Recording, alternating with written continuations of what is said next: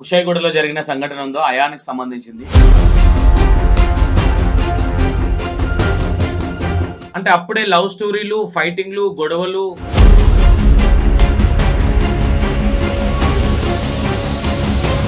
మళ్ళా ఈయనకి ఈ లవ్ కాకుండా ఇంకో అబ్బాయి ఎవరైతే ఉన్నారో ఎక్స్ బాయ్ ఫ్రెండ్, ఈ ఎక్స్ బాయ్ ఫ్రెండ్ ఎవరైతే ఉన్నాడో ఎక్స్ బాయ్ ఫ్రెండ్ తో మాట్లాడుతుందని సెకండ్ బాయ్ ఫ్రెండ్ క్వశ్చన్ చేయడం.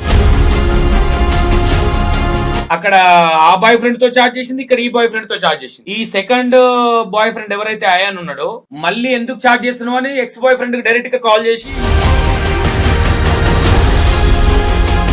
ఇప్పుడు అంటున్నాడు 16 సంవత్సరాల పిల్లోడికి లవ్, దాంట్లో మళ్ళీ గొడవ, సావడం. అయాన్ అనే వ్యక్తిని చంపేసిన వ్యక్తి కూడా వాడు అసలు వదిలిపెట్టే ప్రసక్తే లేదు ఈ విషయం. ఎందుకంటే ఈ రోజు ఇది జరిగింది, రేపు పొద్దున్న ఇంకోటి జరుగుతుంది. Hi hello, welcome to Indian 6 TV. నేను మీ సంతోష్. ఈ రోజు మాట్లాడబోయే సందర్భం ఏంటంటే యువత ఎటుపోతుంది అసలు. వయసుతో సంబంధం లేకుండా ఈ మర్డర్లు, సూసైడ్లు ఇవి కొన్ని వింటుంటే నాకు అనిపిస్తుంది ఏంటంటే, నాకు అనిపించడం కాదు, అంటే పేరెంట్స్ ఎంత దిగదారిపోతున్నారు, పేరెంట్స్ మిస్టేక్ ఎంత ఉంది ఇంట్లో అసలు మాట్లాడుకుందాం. ఎందుకంటే మన ఏదైతే కుషాయిగూడలో జరిగిన సంఘటన ఉందో అయానికి సంబంధించింది. అంటే ఒక 10th క్లాస్ లాస్ట్ ఇయరే 10th అయిపోయింది, ఇప్పుడు ఫస్ట్ ఇయర్ ఐ థింక్. అంటే అప్పుడే లవ్ స్టోరీలు, ఫైటింగ్లు, గొడవలు. ఈ పిల్లలు క్యాటరింగ్ చేసుకునే పిల్లలు కావచ్చు, చిన్న వయసు 10th క్లాస్ అంటే ఎంత వయసు. ఇక్కడ ఏమైపోతుందంటే పేరెంట్స్ కూడా అసలు పిల్లలు ఎటుపోతున్నారు ఏంటి అనేది చూసుకోకుండా, అంటే సమాజం ఎటుపోతుంది అసలు రేపొద్దున. ఇప్పుడు ఒకానొక టైంలో లవ్ చేయాలి, ఇంకోటి చేయాలి, ఇంకో గొడవలు చేయాలంటే మినిమం ఒక 25-20 ఇయర్స్ అట్లా ఉండేటోళ్ళు ఇప్పుడు 10th క్లాస్ వల్ల స్టార్ట్ అయిపోయినారు. ఇక మళ్ళీ ఈయనకి ఈ లవ్ కాకుండా ఇంకో అబ్బాయి ఎవరైతే ఉన్నారో ఎక్స్ బాయ్ ఫ్రెండ్, ఈ అమ్మాయిలు ఆడే ఆటలు. ఇడ నేను ఒకటి క్వశ్చన్ ఏమైతుందంటే, ఎందుకంటే మినిమం కామన్ సెన్స్ లేదు అమ్మాయిలకి అసలు. కొంతమందికి అందరిని అనట్లేదు నేను, ఇందులో వీడిది కూడా బుద్ధి లేదు. ఈ ఆయాన్ అనే పిల్లోడు ఎవడైతే ఉన్నాడో వాడిది లేదు, ఎక్స్ బాయ్ ఫ్రెండ్ కూడా లేదు.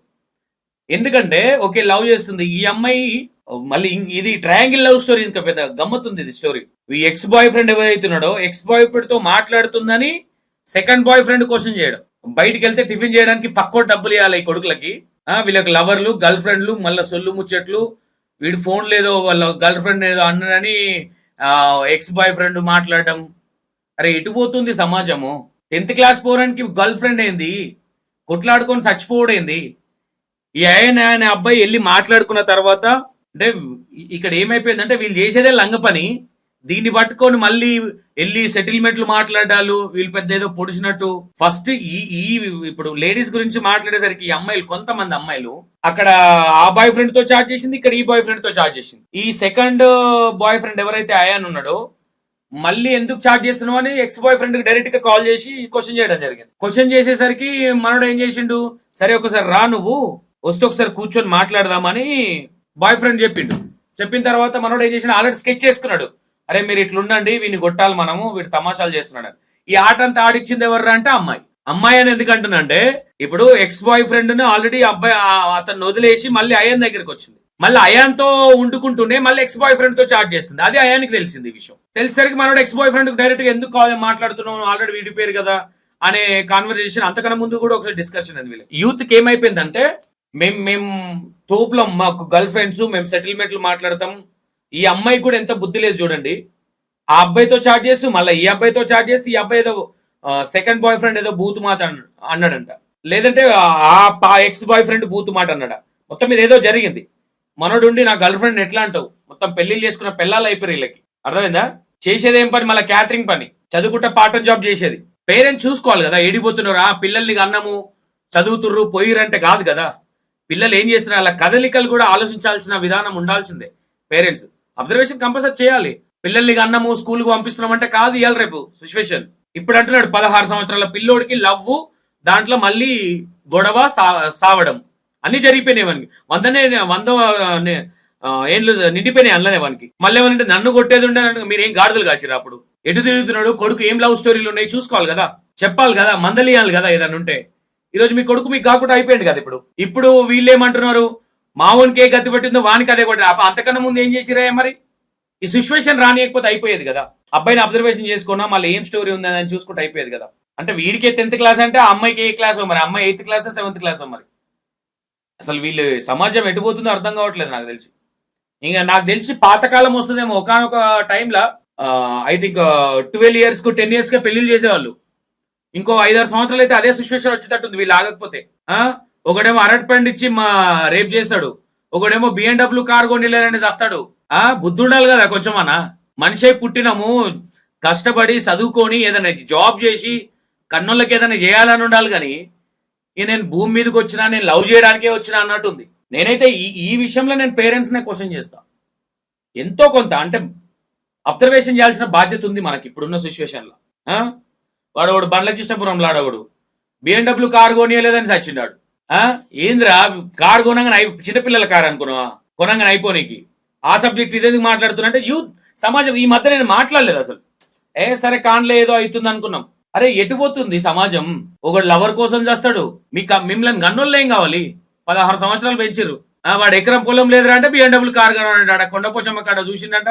అందులో ఏం పోస్తాడో, మంచినీళ్ళు పోస్తాడో, మరి ఇంకేమైనా పోస్తాడో, గడ్డి మందు తాగి వాడు చచ్చి. అరే మీరే చేసుకుంటున్నారా బాబు? కొంచెమన్నా మిగతా యూత్ అన్నా కొంచెం చూసి ఆలోచించండి. లైఫ్ చాలా చిన్న లైఫ్. ఈ పనికిరాని అంటే మనిషి సావుకు అర్థం ఉండాలి అంటారు కదా, అర్థం లేని సావు ఇది. ఎందుకు పుట్టిరో ఎందుకు చచ్చిరో కూడా తెలియదు ఇది. అలాంటి సావు చావద్దు అంటున్నా నేను.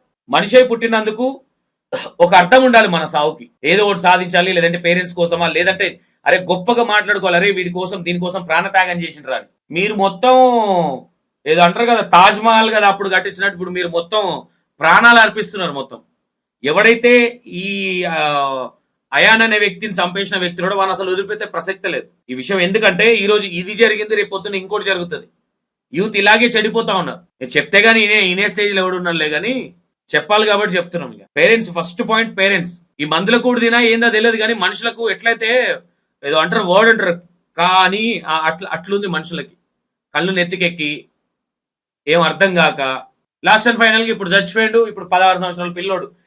మొన్న 10th అయిపోయింది, ఇప్పుడు ఫస్ట్ ఇయర్, ఇంకా జాయిన్ అయ్యింది కాలేదు. వీళ్ళు ఆల్రెడీ ఫైటింగ్లు, వీళ్ళ స్టోరీలు. చిన్న పిల్లోడు అసలు కొంచెమన్నా అసలు ఆ కొట్టినోడి కన్నా బుద్ధి ఉండాలి కదా. ఒక అమ్మాయి కోసం గొడవలేదురా మీరు? ఏం చేసిరని నాకు అర్థం కాదు. కొంతమంది వాళ్ళు కూడా దొరికిందనే సమాచారం ఉంది. మొత్తం అందరు కూడా అది అక్కడికి వెళ్ళి మాట్లాడే ప్రయత్నం చేద్దాం.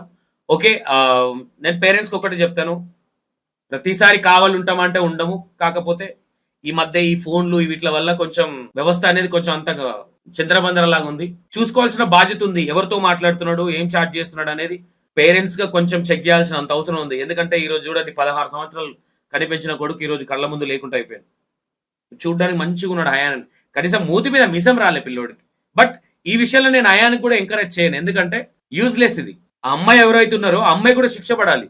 అలాంటి అమ్మాయిలకు శిక్షలు పడితే ఇంకో అమ్మాయి ఇట్లా చేయదు. ఓకేనా? Right, thank you so much. వాళ్ళ దగ్గర కూడా వెళ్ళే ప్రయత్నం చేద్దాం. ఓకేనా? Right, thank you.